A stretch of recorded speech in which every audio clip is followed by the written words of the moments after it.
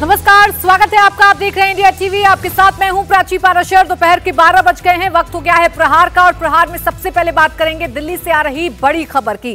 राजधानी के एक नामी इंस्टीट्यूट की छात्राओं ने संचालक पर ही यौन शोषण के गंभीर आरोप लगाए हैं। मामला दिल्ली के वसंत कुंज में Shri Sharda institute of Indian management का है, जहां 32 छात्राओं ने इंस्टीट्यूट के संचालक चैतन्यानंद सरस्वती पर यौन शोषण के आरोप लगाए हैं। मामले में एफआईआर दर्ज होने के बाद से आरोपी चैतन्यानंद सरस्वती फरार है। दिल्ली पुलिस की अलग अलग टीम उसकी तलाश कर रही है। आरोपी की लास्ट लोकेशन आगरा में मिली है और दिल्ली पुलिस को उम्मीद है कि जल्दी आरोपी को गिरफ्तार कर लिया जाएगा। लेकिन देश की राजधानी के एक नामी संस्थान में छात्राओं ने जो गंभीर आरोप लगाए, वो कई तरह के सवाल खड़े करते हैं। फिलहाल आरोपी की तलाश जारी है। जब से एफआईआर दर्ज हुई है, तभी से आरोपी स्वामी चैतन्यानंद फरार है, जिसकी तलाश लगातार की जा रही है। दिल्ली पुलिस ने आरोपी चैतन्यानंद के खिलाफ 4 अगस्त को एफआईआर दर्ज की थी। सीसीटीवी की मदद से आरोपी के ठिकानों पर कई छापे मारे गए, लेकिन चैतन्यानंद कहीं नहीं मिला। इस दौरान पुलिस टीम को Shri Sharda institute of Indian management के बेसमेंट में एक वॉल्वो कार खड़ी मिली। कार में फर्जी डिप्लोमेटिक नंबर प्लेट 39UN1 लगी थी। इस कार को आरोपी चैतन्यानंद ही इस्तेमाल करता था। पुलिस ने कार को जब्त कर लिया। आपको एक रिपोर्ट दिखाते हैं अनामिका गौड़ की। राजधानी दिल्ली के वसंत कुंज इलाके में प्रसिद्ध Shri Sharda institute of Indian management की 32 छात्राओं ने इंस्टीट्यूट के संचालक के ऊपर छेड़खानी के आरोप लगाए हैं। दरअसल ये आश्रम श्रृंगेरी मठ से जुड़ा हुआ है और चैतन्यानंद सरस्वती मठ के साथ साथ इंस्टीट्यूट का भी संचालक था। छात्राओं का आरोप है कि 15 छात्राओं के साथ उसने छेड़खानी की कोशिश की, शारीरिक संबंध बनाने की कोशिश की, और 17 छात्राओं का आरोप है कि ये जो संचालक है चैतन्यानंद सरस्वती, उनके साथ गाली गलौज करता था, व्हाट्सएप पे अश्लील मैसेज भेजता था।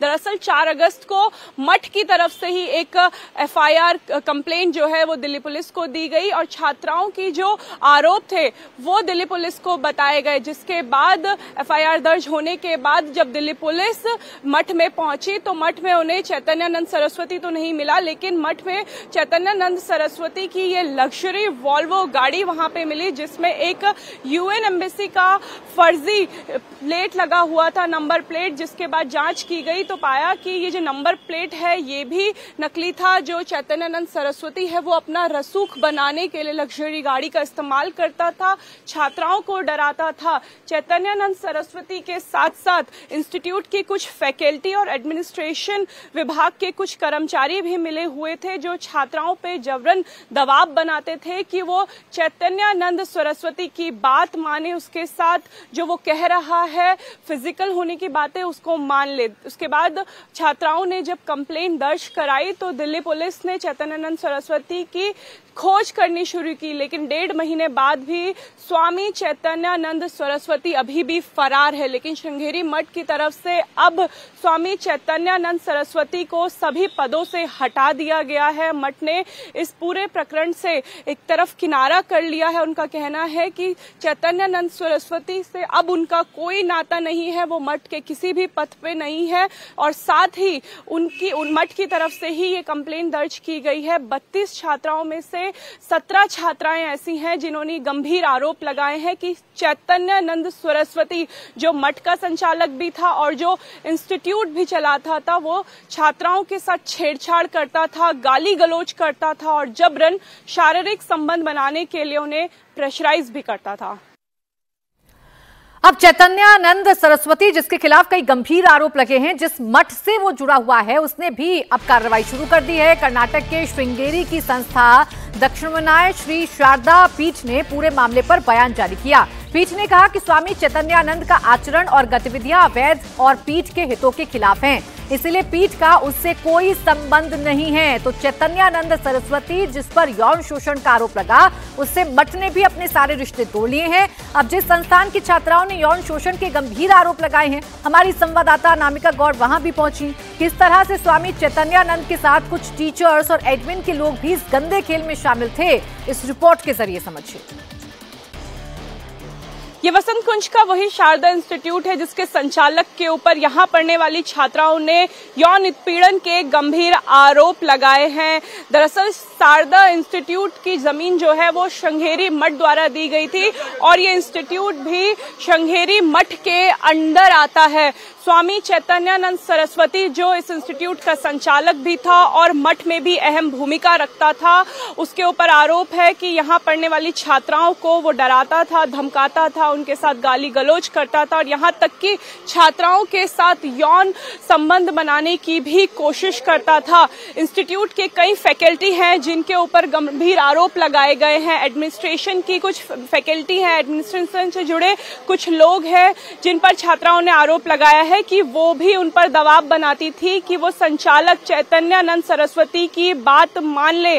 छात्राओं ने इकट्ठा होकर जब मठ से कंप्लेंट की तो मठ ने स्वामी चैतन्यानंद सरस्वती के खिलाफ मामला दर्ज करा, एफआईआर दर्ज की दिल्ली पुलिस। 1.5 महीने बाद भी स्वामी चैतन्यानंद सरस्वती को खोज रही है। आरोपी अभी भी फरार है। चैतन्यानंद सरस्वती की आखिरी लोकेशन आगरा ट्रेस की गई थी, जिसके बाद दिल्ली पुलिस ने कई अलग अलग टीमें बनाई हैं जो अभी भी स्वामी चैतन्यानंद सरस्वती को खोज रही है। आप एक बार फिर से इस इंस्टीट्यूट को देख लीजिए, काफी बड़ा ये इंस्टीट्यूट है और यहाँ की 32 छात्राओं ने यहाँ के संचालक के ऊपर ये आरोप लगाए हैं कि वो उन्हें प्रेशराइज करता था, उनके साथ अभद्र भाषा का इस्तेमाल करता था और अवैध शारीरिक संबंध बनाने की कोशिश कर रहा था। तो एक गंभीर मामला सामने आया है, एक प्रतिष्ठित इंस्टीट्यूट से जुड़ा हुआ मामला सामने आया है, जिसके बाद सवाल यही है कि छात्राओं की सुरक्षा का क्या। हमारे सहयोगी कुमार सोनू इस वक्त हमारे साथ जुड़ गए हैं। कुमार, 1 महीने का वक्त बीत चुका है लेकिन अभी भी पुलिस के हाथ खाली हैं। सवाल यही है कि आखिर चैतन्यानंद सरस्वती कहां जाकर छिप गया है।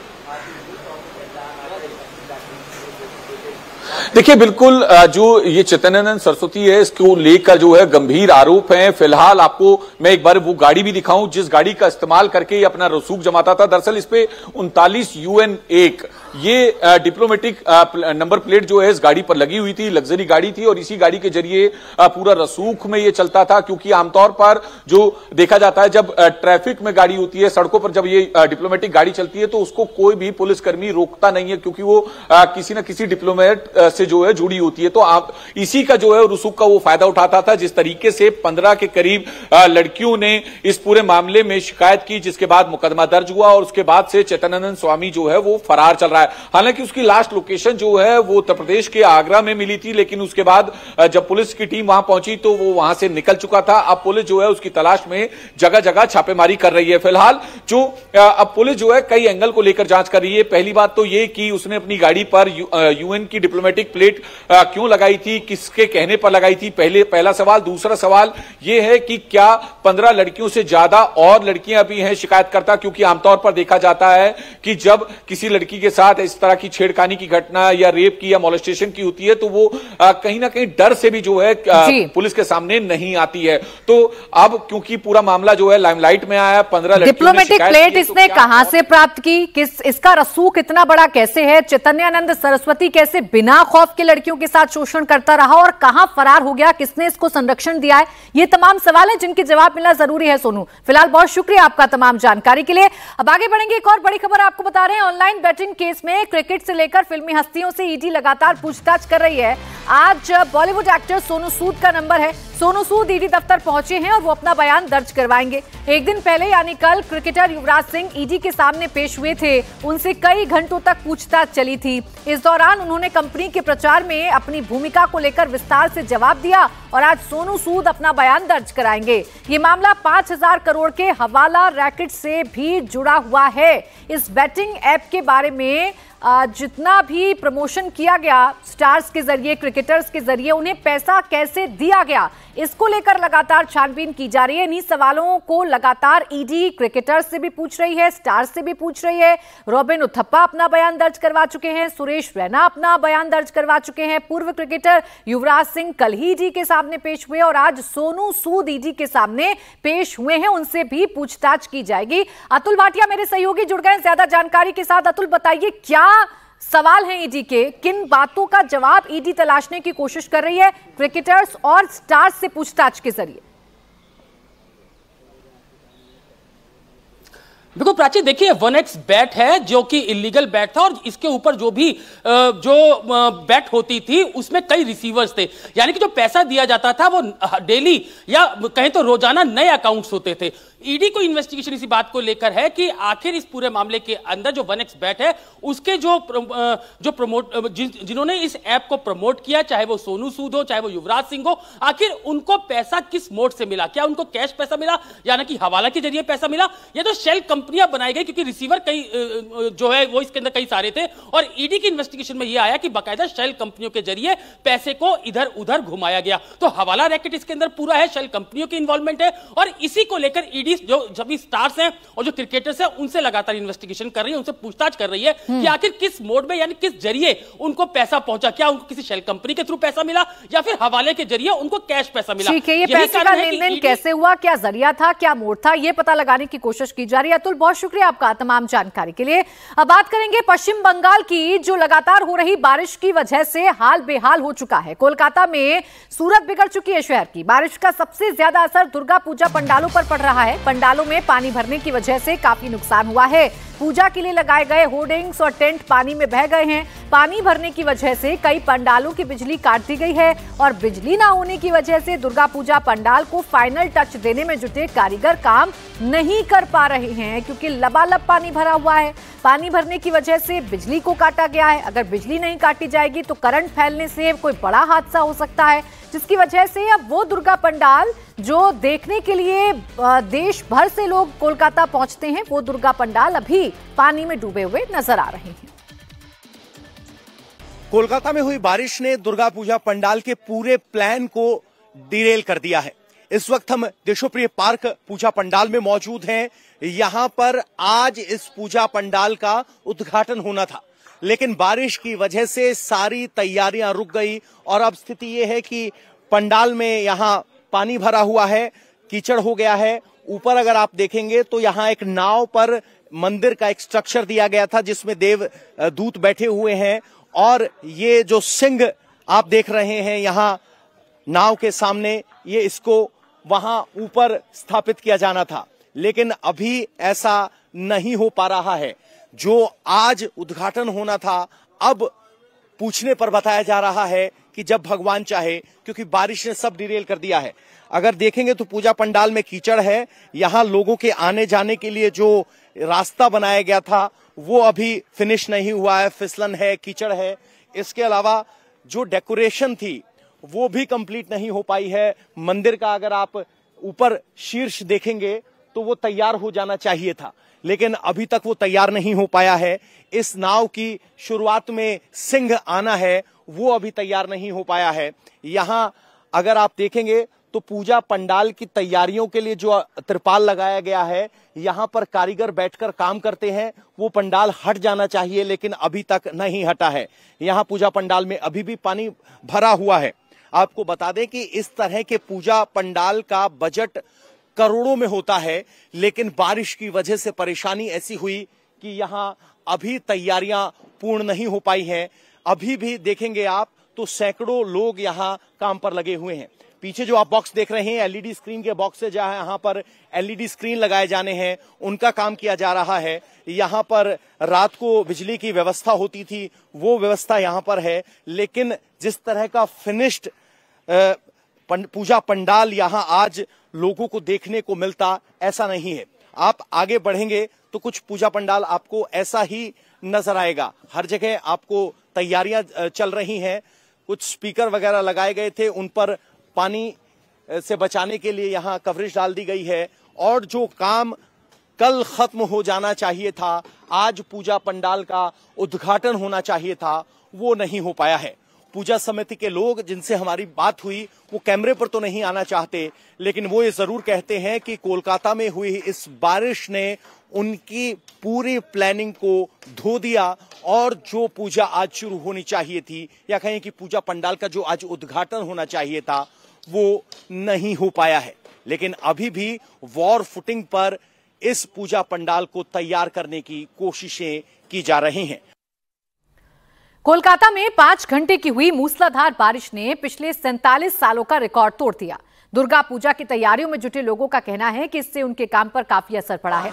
आयोजकों का कहना है कि कोलकाता में उन्होंने पहले ऐसी बारिश कभी नहीं देखी। उम्मीद कर रहे हैं कि सब ठीक हो जाएगा, लेकिन कम से कम 2 से 3 दिन डेफर हो गया है इनॉग्रेशन। माता दुर्गा के आप दर्शन कर लीजिए, माता की मूर्तियां स्थापित हो गई हैं। पंडाल अगर आप देखेंगे तो पूरे तरीके से भव्य बनाया गया है, ऊपर शैंडलियर्स लगाए गए हैं, तो बहुत कुछ होना बाकी है, लेकिन गजब की सजावट है। यही दुर्गा पूजा पंडाल देखने के लिए आते हैं लोग, लेकिन अब की बार उसमें थोड़ा सा डिले हुआ है और इन सब के लिए सहयोग आता है एडवर्टाइजर्स से, लेकिन अब लोग थोड़े कम आए, 2-3 दिन शिफ्ट हो गया, उसकी वजह से असर पड़ता है। सर, अब की बार पंडाल की थीम क्या थी आपकी? Theme it's like an old palace inside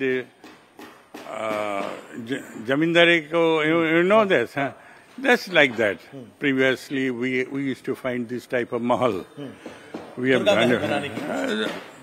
बड़ी नौका 170 फीट से ज्यादा, 65 फीट से ज्यादा ऊंची बाहर बनाई गई है। उम्मीद की जा रही थी कि लाखों लोग आएंगे। जो दुर्गा पूजा की विंडो लगभग 7-8 दिन की होती है, वो 2 से 3 दिन घट गई है। ये परेशानी यहां बारिश के बाद आ रही है। अब कोलकाता वासी उम्मीद कर रहे हैं कि जो मौसम विभाग से अगले 3 दिन के लिए वार्निंग जारी की गई है, उस दौरान कोई बारिश ना हो। अगर बारिश होती है तो फिर ये परेशानी और बढ़ जाएंगी। यानी जिस वक्त हम इस पंडाल में खड़े हैं, यहां पर हजारों लोगों की मौजूदगी होती अगर बारिश नहीं हुई होती। लेकिन फिलहाल सारे प्लान को डिरेल कर दिया गया है। कहा जाता है कि प्रकृति का अपना वक्त होता है। अब की बार प्रकृति ने वक्त रीसेट किया है और दुर्गा पूजा पंडाल की सजावट से लेकर पूजा अर्चना तक डिले हो रही है। तो एक तरफ कोलकाता पानी पानी है, तो दूसरी तरफ बिहार की सियासत करवट ले रही है। लालू यादव की बेटी रोहिणी आचार्य का एक फेसबुक पोस्ट सामने आया और उन्होंने कहा कि मैंने अपने लिए कभी कुछ नहीं मांगा है, मेरे खिलाफ दुष्प्रचार किया जा रहा है, किसके कहने पर किया जा रहा है सब पता है। तो रोहिणी आचार्य, जिनकी तल्खियां, जिनकी नाराजगी की खबरों ने काफी सुर्खियां बटोरी, एकाएक उन्होंने सोशल मीडिया से जो अपनी बातें थी वो कहना शुरू की और उनके बारे में कहा गया कि दरअसल वो एक सीट से चुनाव लड़ना चाहती थी, लेकिन वो चुनाव नहीं लड़ पा रही थी, टिकट उनको नहीं दिया जा रहा था।